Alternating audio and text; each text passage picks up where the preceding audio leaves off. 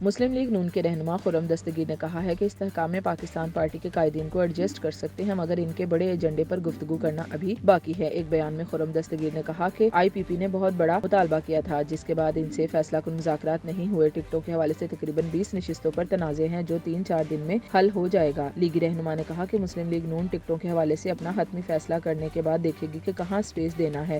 دوسری جانب جمعیت علماء اسلام فے اور پیپلز پارٹی میں بھی سیٹ ایڈجسٹمنٹ دیکھنے میں آ رہی ہے۔ JUI پنجاب کے پارلیمانی بورڈ کے وفد نے بھی ملتان میں پیپلز پارٹی کے وائس چیئرمین یوسف رضا گیلانی کی رہائش گاہ پر ان سے ملاقات کی اور پنجاب میں انتخابی الائنس سمیت سیٹ ایڈجسٹمنٹ پر تبادلہ خیال کیا۔ دوسری طرف عوامی نیشنل پارٹی کے سینئر نائب صدر امیر حیدر ہوتی نے کہا ہے کہ ایک جماعت سے انتخابی نشان لینے کے بعد ہم سے بھی نشان لینے کا سوچا جا رہا ہے۔ مردان میں تنظیمی اجلاس سے خطاب میں خیبر پختونخوا کے سابق وزیر اعلیٰ امیر حیدر ہوتی نے کہا کہ چیف الیکشن کمشنر اور ممبران کا احترام کرتے ہیں لیکن ایک جماعت سے نشان لینے کے بعد سوچا جا رہا ہے کہ ANP سے بھی انتخابی نشان لیا جائے۔ انہوں نے کہا کہ پچھلے 2 انتخابات میں ہمارے خلاف فیصلے ہوئے مگر اب مزید ہم برداشت نہیں کریں گے۔